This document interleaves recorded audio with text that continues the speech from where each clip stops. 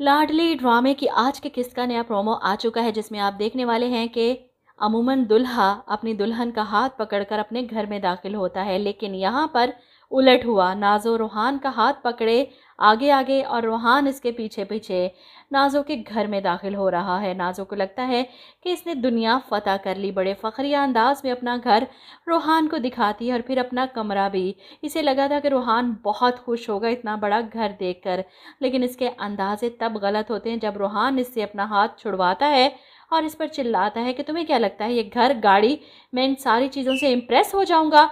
मुझे अपनी खुददारी इन सब से ज़्यादा अजीज़ है। नाज़ो को हैरत होती है, तुम्हें मैंने फर्श से उठाकर अर्श पर पहुंचा दिया।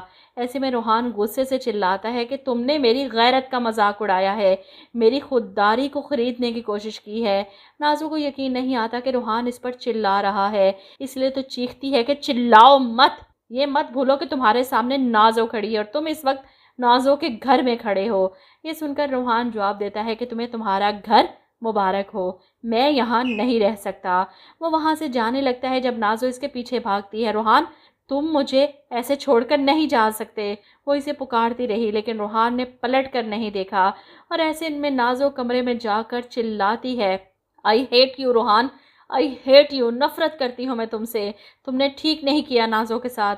वहीं नाज़ो की रुखसती के बाद इसके घर में सब उदास हो रहे हैं। इसहाक साहब, सबाहत बेगम और ख़ास तौर पर उमर अपने वालिद से कहता है कि एक नाज़ो के चले जाने से ऐसे लग रहा है जैसे घर की रौनक चली गई हो। ऐसे में इसहाक साहब की उदासी देखकर सुंदर से इनसे कहती है, आपने एक बेटी रुखसत की, लेकिन 3 बेटियां भी तो लेकर आए ना।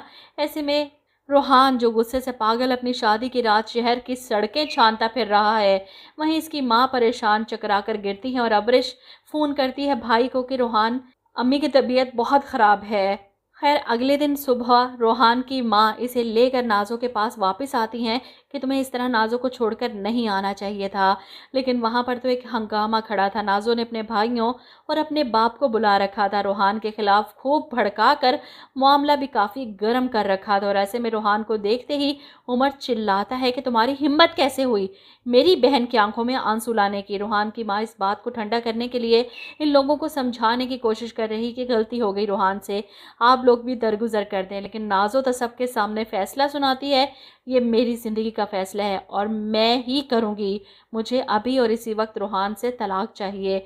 अपनी इंसल्ट वो किसी सूरत बर्दाश्त नहीं कर पा रही, इसलिए तो तलाक की डिमांड कर देती है। लेकिन इसहाक साहब इस बार अपनी लाडली नाज़ो को जीतने नहीं देंगे। अरसल तो पहले ही घर देने के हक में नहीं था, लेकिन इसकी बात किसी ने नहीं सुनी और अब जब इस चीज़ का रिएक्शन इनके सामने आया है तो अफसोस होता है कि हमें रोहान से पहले पूछ लेना चाहिए था। इसकी इज्जत नफ्स को कुचलकर गलती हमने की है। लेकिन नाज़ो फिर भी घर छोड़कर अपने बाप के घर चली जाती है कि मुझे रोहान के साथ नहीं रहना।